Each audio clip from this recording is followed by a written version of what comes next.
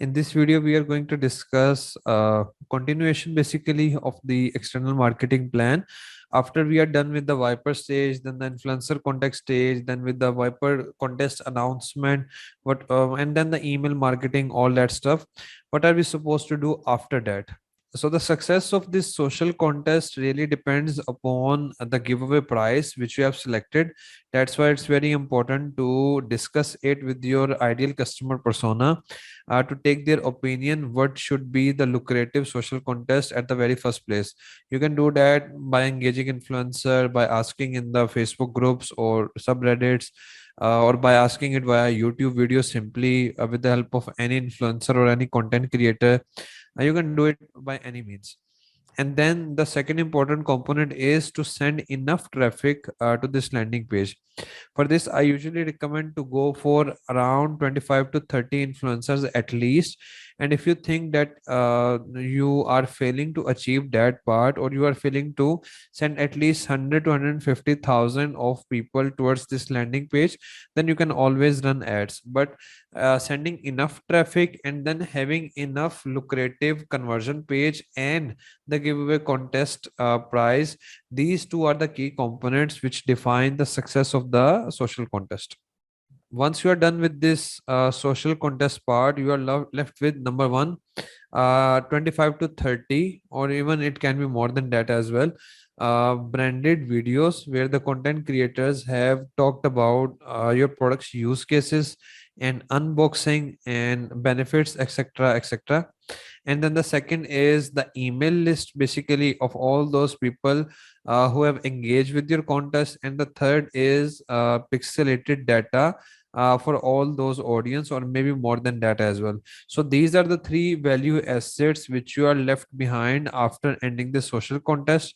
And in today's video we are going to discuss how we can utilize these three assets basically. So what you need to do at this stage is you need to create your social media handles basically, your brand's particular YouTube account, your brand's Insta page, your brand's Facebook page, your brand's TikTok account. This is what you need to do at this stage.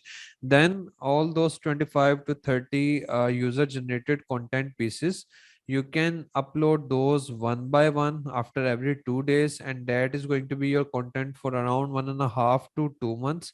You can kind of upload or publish it across all platforms at the same day. So this is going to give you some social proof and branding element for your own particular brand.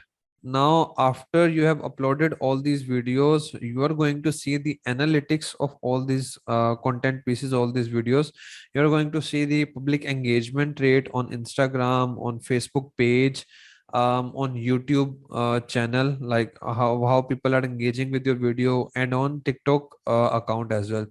So the top two, three, or maybe five videos which have most engagement, that shows that that content is being appreciated or liked by the audience the most.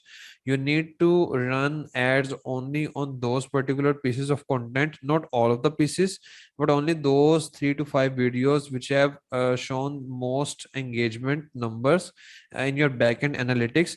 And who you are supposed to run these ads to, you are supposed to run these ads to only the pixelated audience, the audience which you have pixeled via Viper, or with the help of your instruction insert card basically, and the Viper widget and the Viper embed form and the Viper landing page.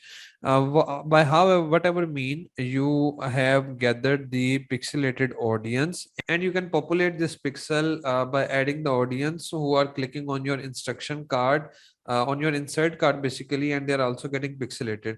So you are running your best content piece, which is definitely not created by you but any of the content creator, and you are running it to the relevant audience which is fetched after 3 to 4 steps of filtration.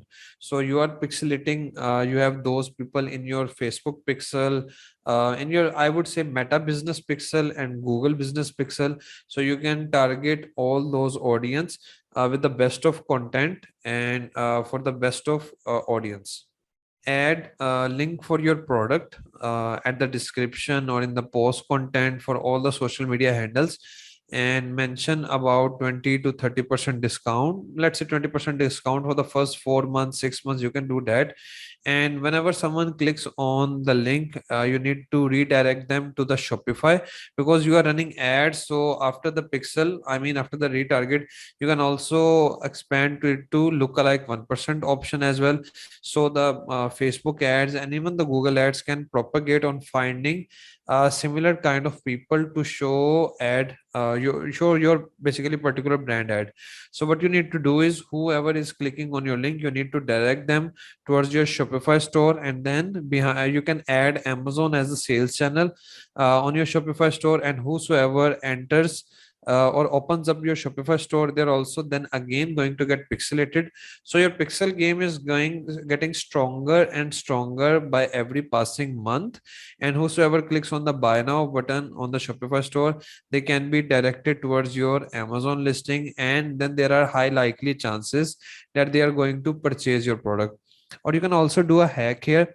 At the back end of the buy now button at the Shopify, you need to add a link which will redirect the customer towards directly to the add to cart page for your product.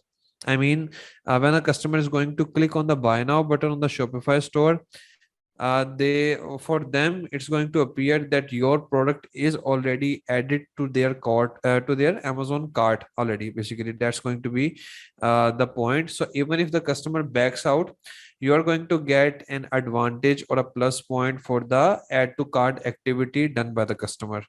It means that even if someone has tried to click on the buy now button on your Shopify store, it is giving boost to your Amazon ranking. So once you start getting some fruits out of all this step, you can kind of rinse and repeat it. I mean, start the social contest again, engage the ads or the influencers again, and ask the participants to do all the micro engagements. Your email list is going to grow up, your pixel list is going to grow up, and then you are further going to get further 30 to 40 or maybe 20 to 40 different content pieces by different content creators.